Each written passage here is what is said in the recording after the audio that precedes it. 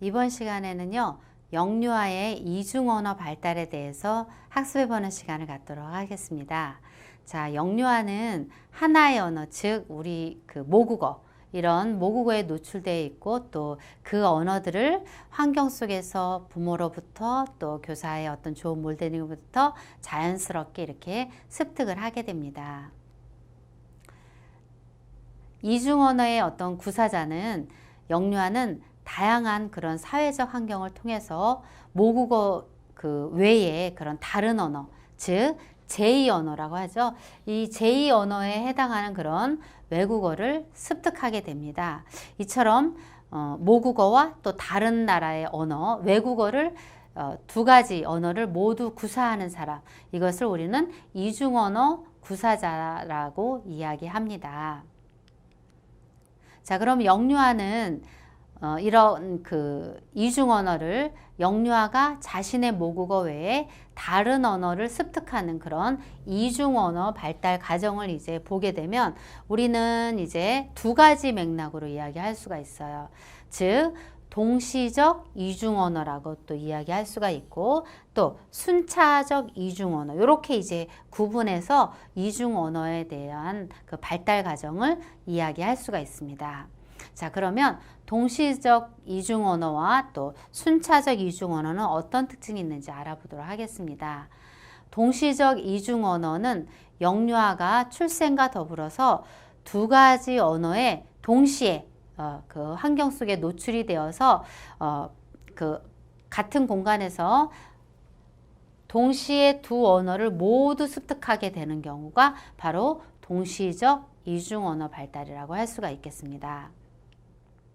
동시적 이중 언어 발달은 태어날 때부터 두 가지 언어를 동시에 습득하게 되는 그런 대표적인 사례로서 아동이 거주하는 지역에서 사용하지 않는 언어를 부모 중 한 명이 아동에게 사용하는 경우를 동시적 이중 언어 발달의 예로 우리가 들 수가 있겠습니다.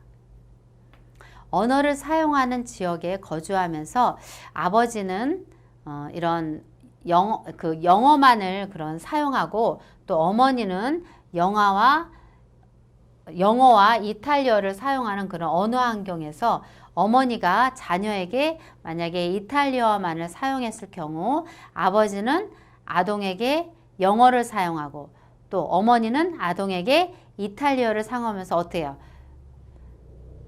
영유아는 자연스럽게 이런 영어와 이탈리아를 습득하게 되는 이런 동시적 이중 언어 환경을 제공하게 되는 것입니다.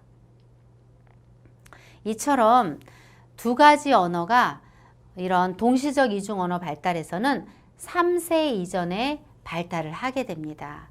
이 두 가지 언어가 일관성 있게, 즉 이 두 가지 언어에 대한 자극이 유사한 양과 질로서 아동에게 제공되어야 한다는 점을 우리는 여기서 중요하게 살펴볼 수가 있습니다.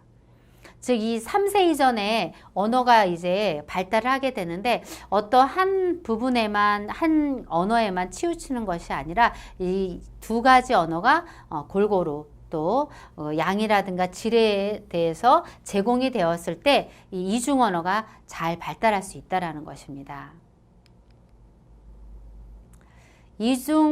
동시적 이중 언어 발달에 대해서 그 두 가지 언어의 어떤 분화에 대해서 학자들은 다양한 의견을 이야기하고 있습니다.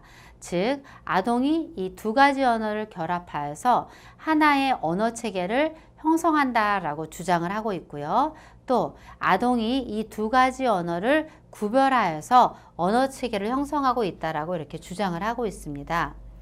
두 언어가 서로 영향을 주지 않으면서 발달한다라는 그런 견해와 아니면 두 언어의 발달이 어때요? 서로 영향을 주면서 발달한다라는 그런 견해로 이렇게 학자들의 그런 의견을 나누어 볼 수가 있겠습니다.